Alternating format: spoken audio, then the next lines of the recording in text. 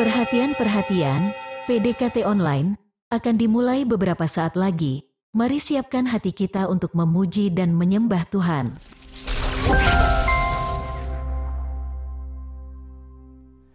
Shalom, Sobat DC Ministry yang dikasihi Tuhan. Puji syukur pada Tuhan Yesus, hari ini kita boleh kembali lagi berjumpa dalam PDKT Online dalam kondisi yang baik, tanpa kekurangan sesuatu apapun. Apapun pergumulan saudara hari ini, ingatlah akan satu hal, bahwa dalam setiap permasalahan kita nggak sendiri. Ada Yesus yang disebut juga Immanuel, Tuhan beserta kita. Yesus ada dalam setiap keadaan kita, dalam suka maupun duka. Dia ada di dalam kita, di dalam setiap masalah hidup kita.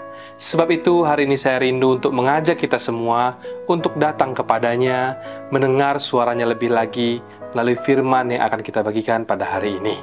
Namun sebelum itu, seperti biasanya, mari kita terlebih dahulu bersatu di dalam doa. Tuhan Yesus yang baik, terima kasih buat penyertaan bagi kami sampai dengan hari ini. Kalau kami ada sebagaimana kami ada hari ini, itu semua hanya karena kemurahan Tuhan.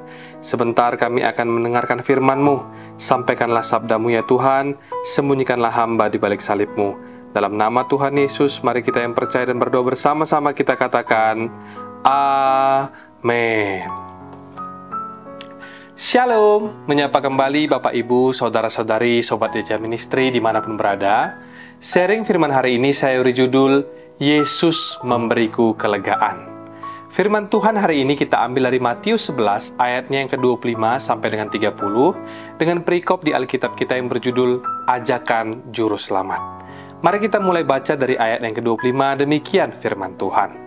Pada waktu itu berkatalah Yesus, Aku bersyukur kepadamu, Bapa Tuhan langit dan bumi, karena semuanya itu Engkau sembunyikan bagi orang bijak dan orang pandai, tetapi Engkau nyatakan kepada orang kecil.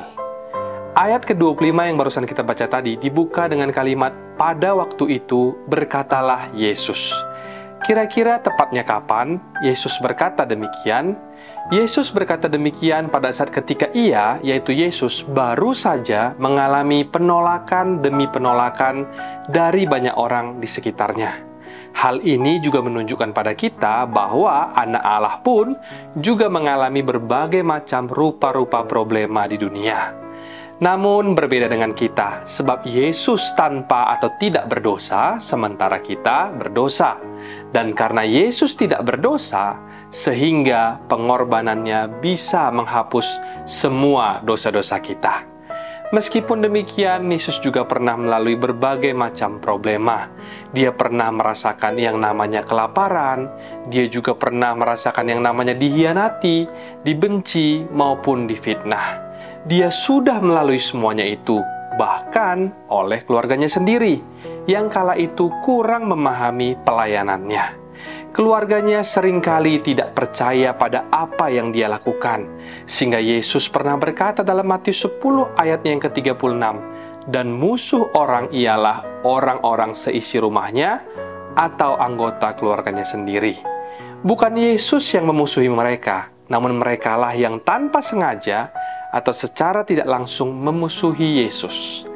Kita tentu masih ingat ada sebuah cerita di Alkitab di mana ketika Yesus masih anak-anak, Maria, ibunya Yesus pun juga sempat tidak memahami pelayanannya. Karena pada saat itu Yesus diperingatkan oleh ibunya dan ia disuruh pulang waktu dia sedang sibuk bercakap-cakap dengan para guru di Bait Allah. Jadi seberat apapun pergumulanmu, engkau tidak sendiri, saudaraku. Sebab Yesus pun juga pernah mengalami apa yang hari ini kau rasakan. Tapi melalui ayat ini, Tuhan tidak ingin kita hanya berhenti pada sekedar tahu begitu saja.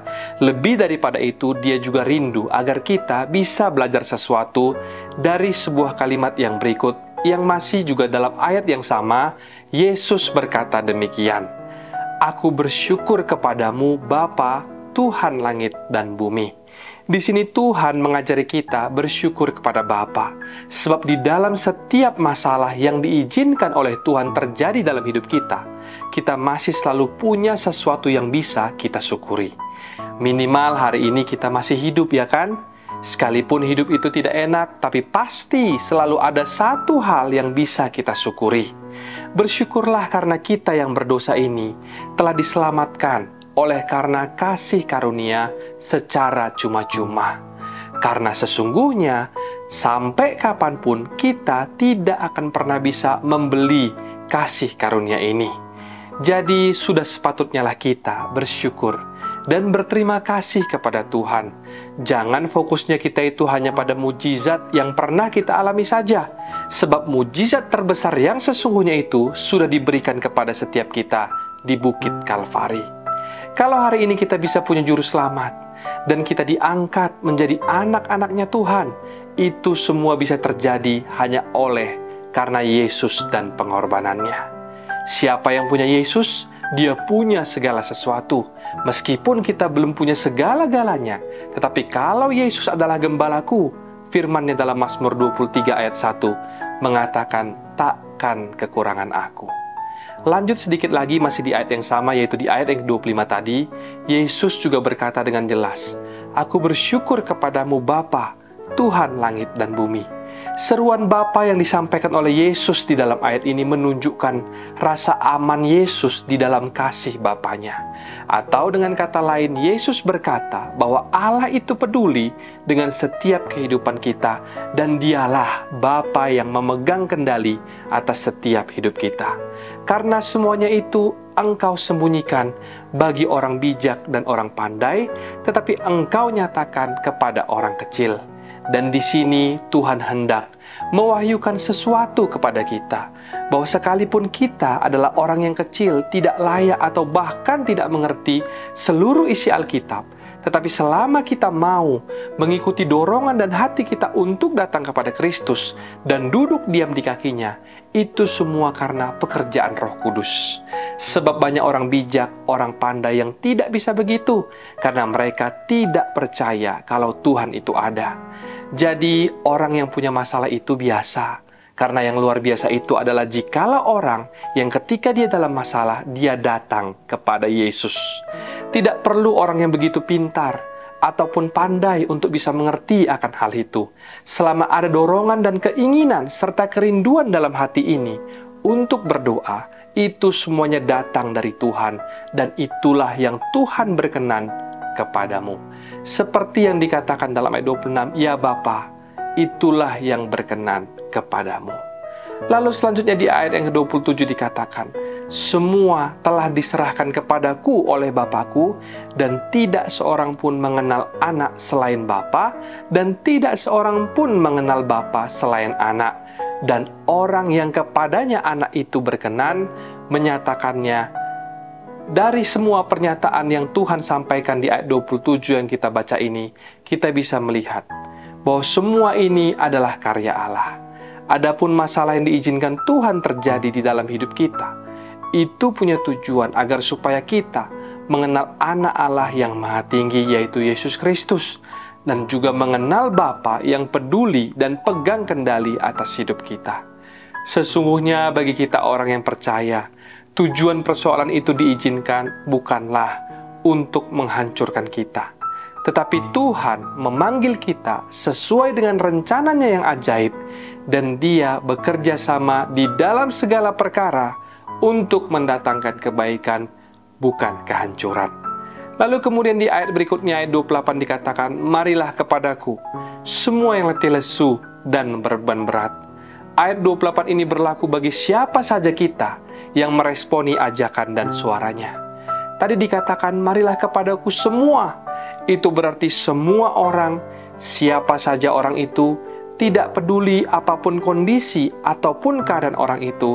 Kalau Tuhan berkata, marilah kepadaku semua, itu berarti dalam segala kondisi apapun orang itu hari ini, apakah dia itu orang berdosa atau merasa tidak layak sekalipun di hadapan Tuhan, Tuhan berkata, marilah kepadaku semua orang yang letih lesu dan berbeban berat. Kemudian Tuhan juga berkata, aku akan. Bukan dikatakan aku kemungkinan akan, tetapi dengan tegas dikatakan bahwa aku akan. Berarti Tuhan pasti akan memberi kelegaan kepada setiap orang yang mau datang kepadanya. Tidak tentu Tuhan itu langsung saja memberikan persis seperti apa yang kita mau. Tetapi yang pasti, Tuhan akan memberikan kelegaan kepada kita. Ada amin, saudara? Sebab yang kerap kali terjadi itu adalah bukan Tuhan yang menolak kita, tetapi kitalah yang gak mau datang sama Tuhan. Terkadang saya juga bingung kalau bertemu dengan orang-orang yang sudah jelas dia sedang berada dalam masalah, tetapi masih juga tetap saja tidak mau datang sama Tuhan, dengan alasan tidak mau merepotkan Tuhan. Orang ini merasa kalau dirinya mampu dengan segala koneksi, uang, dan segala apa yang dia punya, dia lantas berkata dia tidak mau merepotkan Tuhan. Memang sekilas terkesan enak didengar, tetapi benar atau tidak seperti itu hanya orang tersebut dan Tuhanlah yang tahu. Sebab jangan sampai ketika orang tersebut berkata demikian, padahal dalam hatinya dia yang sebenarnya jual mahal sama Tuhan. Sebab kalau kita sudah percaya bahwa Tuhan dialah Allah yang Maha Tahu dan dialah juga yang awal dan yang akhir, sudah sepatutnya lah kita yang kalau ada apa-apa itu harus lebih dulu datang sama Tuhan. Tidak usah kita meragukan apakah Tuhan itu mau membantu ataupun tidak. Sebab keraguan itu biasanya suka datang dari tuduhan ataupun dakwaan si setan agar kita nggak jadi datang sama Tuhan. Kita mesti tengking roh-roh yang demikian di dalam nama Tuhan Yesus. Kalaupun masalah yang kita alami itu terlalu berat, maka carilah teman saudara seiman kita. Bisa di gereja yang bisa kita ajak untuk sharing, berdoa, dan saling menguatkan dalam iman untuk datang kepada Tuhan. Seperti firman dalam Amsal yang berkata, besi menajamkan besi, saudara seiman menguatkan satu dengan yang lainnya. Kita butuh juga saudara seiman yang bisa untuk saling menguatkan kita satu dengan yang lain. Karena justru semakin berat masalah yang kita hadapi, justru disitulah kita semakin butuh Tuhan Yesus. Jangan kita izinkan problema yang kita hadapi itu menjadi titik perpisahan kita dengan Tuhan. Justru waktu kita mau menyerah, jangan-jangan kita sudah berada di ujung tanduk sebuah mujizat itu akan terjadi. Sebab seringkali mujizat itu terjadi setelah kita merasa di satu titik yang sangat rendah dan terpuruk, disitulah datang pertolongan dari Tuhan. Sebab itu jangan pernah menyerah dan jangan izinkan persoalan hidupmu memisahkanmu dari Tuhan. Selanjutnya di ayat 29 dikatakan, pikulah kuk yang kupasang dan belajarlah kepadaku karena aku lemah lembut dan rendah hati, dan jiwamu akan mendapat ketenangan. Ayat 30, sebab kuk yang kupasang itu enak dan bebanku pun ringan. Kuk itu adalah sepotong kayu besar yang biasanya dibentuk sedemikian rupa untuk ditaruh di bagian pundak hewan.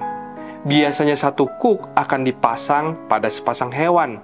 Dengan kuk tersebut, mereka akan menarik beban, seperti menarik mata baja, pengirik, atau bahkan kereta pedati. Kalau begitu adanya, lantas apa maksud Tuhan dari ayat ini? Sepertinya aneh karena orang yang sudah terbeban malah dikasih tambahan beban lagi. Nah, kuk yang dimaksud Tuhan di ayat ini bukanlah ditujukan untuk menambah berat beban hidupmu atau masalahmu. Tetapi kuk yang Tuhan maksud di sini adalah tanggung jawab ilahi. Di sini Tuhan hendak mengingatkan kita akan tanggung jawab demi tanggung jawab yang baik dan benar di dalam hidup kita. Misalkan ketika kita dikasih Tuhan tanggung jawab untuk mendoakan saudara seiman kita yang sedang sakit, kita jadi lupa, minimal kita jadi sedikit lupa dengan sakit penyakit yang kita sedang alami. Kita jadi tidak lagi sibuk untuk mengeluh akan apa yang akan jadi masalah kita, malah kita jadi berdoa untuk orang itu. Waktu kita bukan fokus ke masalah kita, tanpa disadari, kita menjadi kuat. Sebab kuk yang dipasang oleh Tuhan itu membuat kita menjadi belajar dari Dia yang lemah lembut dan rendah hati. Sebab cara Tuhan untuk menyelesaikan masalah kita itu tidak tentu dengan langsung begitu saja menyelesaikan masalah kita. Tetapi terkadang Tuhan mau selesaikan masalah kita dengan membawa terlebih dahulu pikiran dan hati kita keluar dari masalah hidup kita. Tuhan memberikan kepada kita beban ilahi yang datangnya dari atas dan untuk tujuan yang jauh lebih tinggi, dan justru itulah yang nantinya akan mendatangkan kelegaan. Tuhan kasih beban pelayanan bagi kita, dan kalau pelayanan itu disambut dengan hati yang benar, maka pelayanan itu akan menjadi berkat. Kita malah dikasih kekuatan yang akan membuat otot-otot rohani kita lama-lama semakin terlatih. Bukan cooknya yang menjadi enteng, tetapi kitalah yang bertambah kuat. Yang tadinya kita hidup bagi diri sendiri, tapi setelah Tuhan memberikan kita cook, fokus kita berubah kepada tanggung jawab kita terhadap kerajaan Allah, dan tanpa terasa, masalah kita pun terasa lebih enteng sekarang. Padahal persoalannya belum selesai. Tapi kitanya sudah menjadi orang-orang yang tabah, menjadi orang-orang yang bersyukur, dan bahkan Tuhan akan memberikan solusi. 3 poin dari sharing kita hari ini yang berjudul Yesus memberiku kelegaan. Poin pertama, kelegaan dari Yesus dimulai dengan cara belajar mengucap syukur dalam segala keadaan. Carilah selalu alasan untuk bersyukur, sebab di dalam setiap masalah yang kita hadapi atau diizinkan Tuhan terjadi di hidup kita, pasti kita masih punya sesuatu yang bisa kita syukuri. Selanjutnya poin kedua, ingatlah bahwa semakin berat masalah yang kita hadapi, justru disitulah kita semakin butuh Tuhan Yesus. Jangan kita izinkan persoalan yang kita hadapi itu memisahkan kita dari kasih Tuhan. Dan poin yang terakhir atau poin yang ketiga, terkadang Tuhan memberikan kepada kita beban ilahi sebagai cara untuk menyelesaikan masalah kita. Saya rindu sharing hari ini bisa memberkati kita semua. Mari kita bersatu hati di dalam doa. Tuhan Yesus, terima kasih buat firman-Mu yang sungguh menguatkan setiap kami. Apapun yang terjadi dalam hidup kami mau berkata, Yesus, Engkau selalu baik bagi kami. Sekalipun kami belum mengerti segala sesuatu maupun setiap jalan-jalan-Mu, kami percaya dengan iman, Engkau pegang kendali atas hidup kami. Kami mau menyerahkan seluruh pergumulan kami, pribadi lepas pribadi hari ini. Kami percaya Tuhan akan bekerja di dalam segala sesuatu untuk mendatangkan kebaikan bagi kami. Terima kasih Tuhan Yesus, di dalam nama-Mu Tuhan Yesus, mari kita yang percaya dan berdoa bersama kita katakan, Amin. Mari kita buka hati dan angkat tangan untuk menerima berkat dari Tuhan. Terimalah kiranya berkat dari Allah Bapa, cinta kasih Tuhan Yesus Kristus, penyertaan Allah Roh Kudus akan menyertai hidupmu mulai hari ini bahkan sampai kali yang kedua Tuhan Yesus datang menjemput kita. Nama-Mu tercatat di dalam kitab kehidupan. Dalam nama Tuhan Yesus yang percaya dan diberkati, katakan bersama, Amin, Amin, Amin. Tuhan Yesus memberkati, Shalom dan sampai jumpa.